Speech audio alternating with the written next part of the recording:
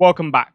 Today, we're going to be discussing three midfielders who I would say are all overlooked. Some of them are differentials in their own right. However, all of them probably deserve more of a mention than they've been getting so far. So we're going to be looking into them. We're going to be looking into them in a slightly different analysis. We're going to be going with a bit more of a tactical analysis. I'm going to be showing you some still images from last season, essentially what that symbolizes to me and how potentially they maybe not game breakers, but certainly very, very good assets. So 3 assets to look out for today. As we approach 1,500 subscribers, I kindly suggest that you do subscribe if you've been enjoying the content and like the video as well.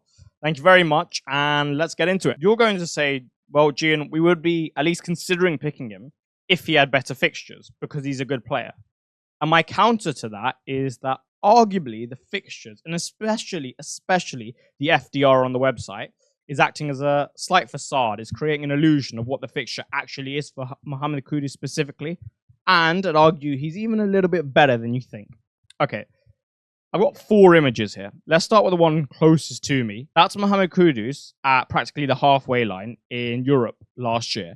And he's taken the ball from that instance, and with his elite carrying ability, he's gone from there and he's gone and scored all by himself. Now, that's demonstrative of a lot of things, apart from carrying, but also his balance, because to keep your balance over that length of a distance is incredibly impressive. So it highlights how good he is physically. But then also to finish and the intelligence, so, make so many small decisions that are correct to allow him to essentially manufacture a shot whereby he can realistically score from. So that shows me so much, because not many players could do that. You could give them 10 attempts to do that in a game, in a singular game, against the same opposition, and they're not pulling that off, because this is incredibly, incredibly difficult, right?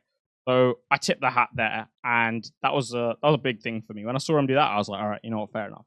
Then you've got the superstar quality with the overhead kick against City, and it just shows what he's got in the locker, and it's not just a one-time thing. Like, he scored a goal, not as good as that, but somewhat similar against Brentford, away, and when you have that type of quality in a locker, even if you're having a bad game of sorts, well, you can just pull that out, right? West Ham had nothing in that game for such long periods. They had nothing, and then he pulls that out. And imagine how useful that is, right? Because if he's so good in, just games in general where they're going to be creating a lot of chances, but at least he also gives you an out that many other players can't give you when their team's not performing well. And those type of games will happen. When your team doesn't perform well, you'll need some superstar quality to rely on, and he has that. So those are 2 things I'm going to start with: his superstar quality and his ball carrying. But again, you'll say the fixtures. Well, how does that translate? He's got Villa at home first up, which I actually think is not a bad fixture for him particularly.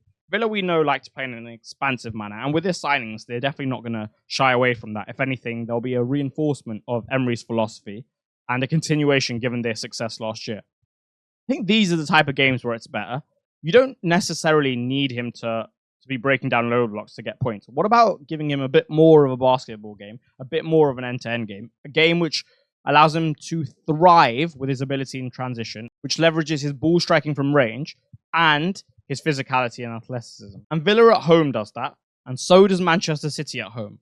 He's not going to have a lot of the ball. So, as I spoke about in yesterday's video, the only real way to score against City is to transition on them, and that too quickly. And you need athletes for that with technical quality. He has both, because you're not really going to dominate the ball for long periods, right? And create with intricate movements and intricate passes like you would if you're an Arsenal against the Wolves, for hint. So with all that in mind, I think he's probably going towards being the type of player that is fixture-proof to some extent.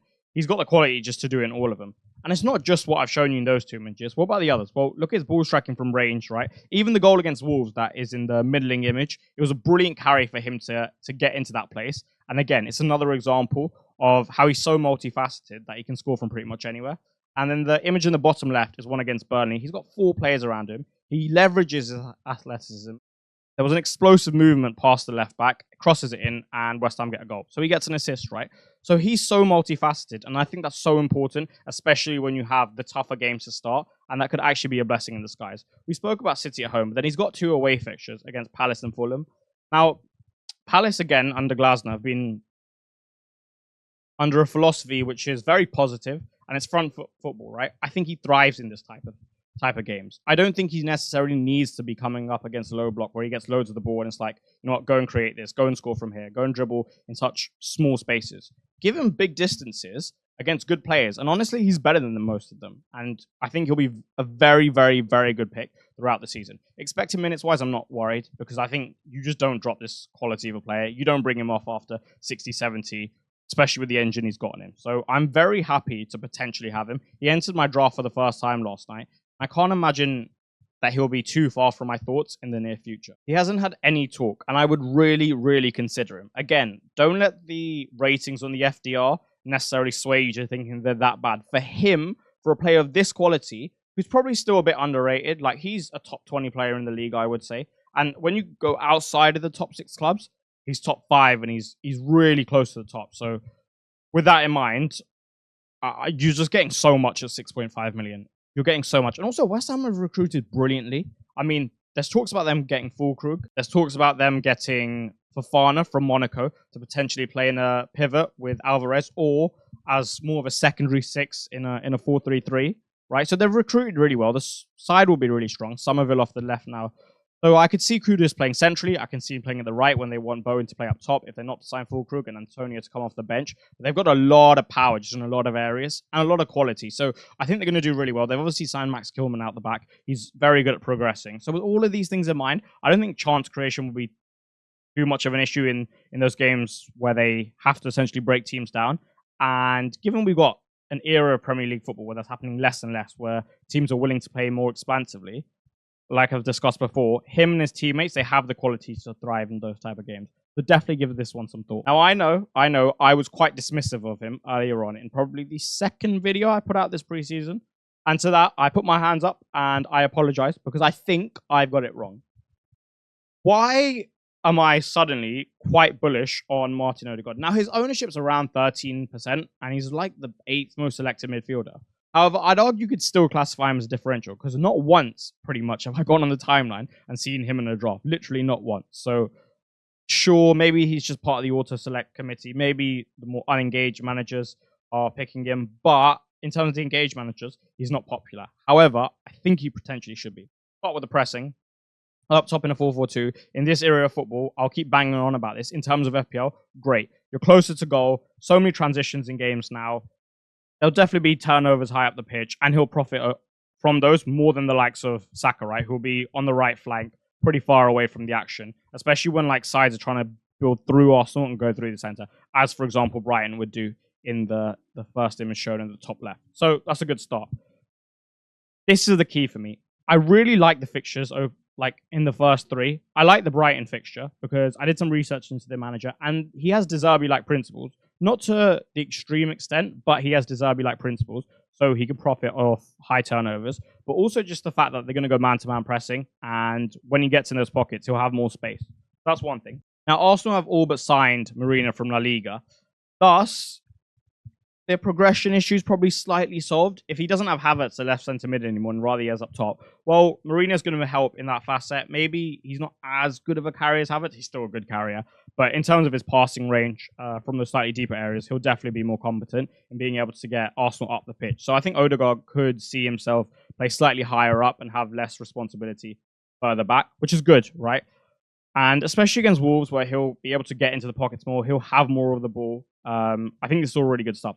From an FPL perspective, what I really like is this is a super sure way into the Arsenal attack. Expected minutes look great. He played 90 against Liverpool yesterday. He played the whole game. The only player to do so on the pitch for Arsenal. So he's clearly got the legs to be able to do that. And plus, he's a unbelievable workhorse of the ball. And he's the captain. So I just can't imagine Arteta really hooking him. Okay, that's one thing. 2, he's 8.5. He's cheaper than Saka. And Saka's gone to the Euros. He hasn't had much of a preseason. So I think for the first few weeks at least, Odegaard probably will be the fittest out of all of the attackers and the one with the most secure expected minutes. Maybe Havertz comes off early a bit for Jesus at times.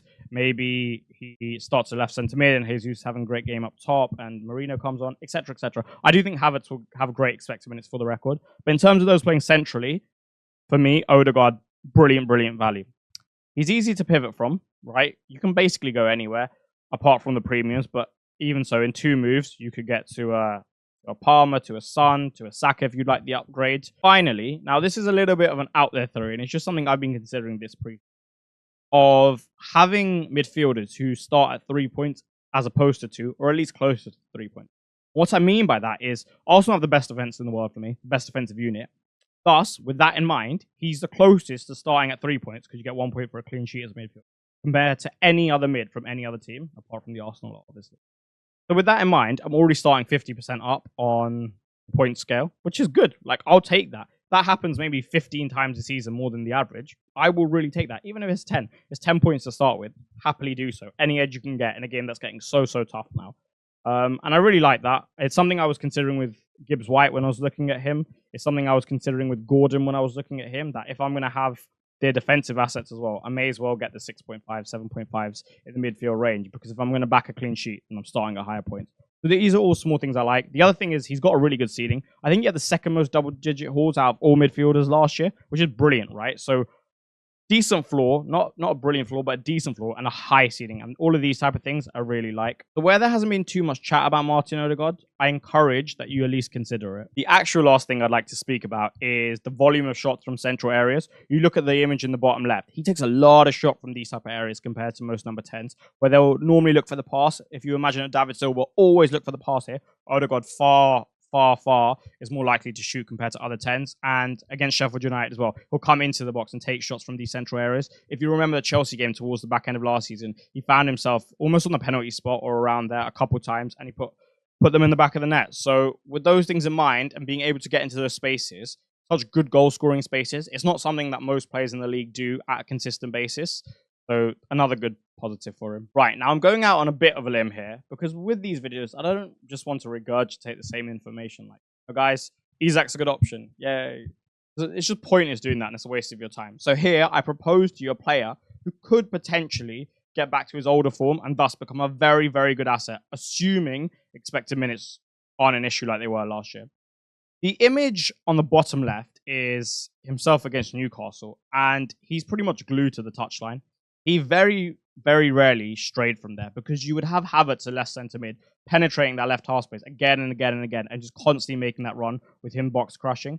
So to have some balance in the side, you had Martinelli really wide on the touchline. The image on the top left, however, is a goal he scored against West Ham. And you look where he is, right? And this was pretty much a starting position. Like, he was already in that left inside channel, and he just made a run straight through and found himself in a goal-scoring position, which he converted from. We did not see that pretty much at all last year. Now, this is an elite-level player, right? He is a top player. There are so many things about this guy that we could go on about that we don't really need to, because it's very evident, right? You only need to watch him a couple of times. So with that in mind, do we see a reversal, I guess, in the role to a role 2 years past? Well, Mourinho at left centre mid definitely helps. He gives him more of a passer.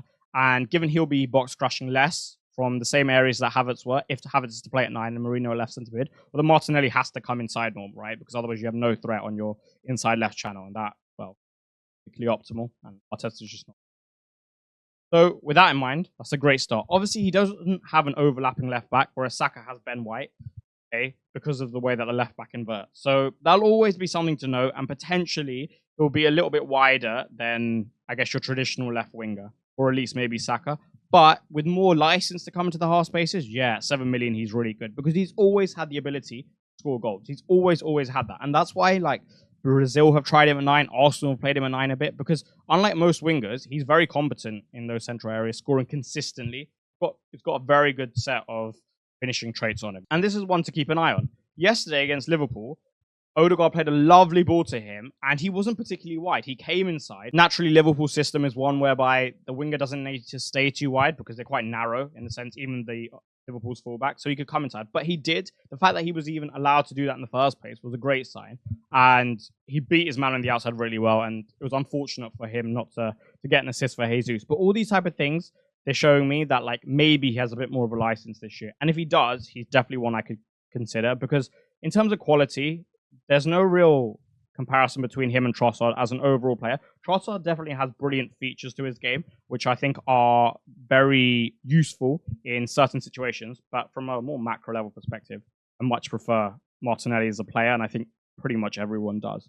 Definitely something to keep an eye on, and something I would consider, because we haven't really seen many drafts be built at the 7 million price point, right? With one in midfield. So play around with some structures and see what you can come up with. I've come up with something pretty recently as this morning, which I quite like. So yeah, definitely check it out and at least be open-minded and consider it if this trend continues and improves within preseason. And that is all for today. Like I said, I didn't want to just regurgitate the same information every day.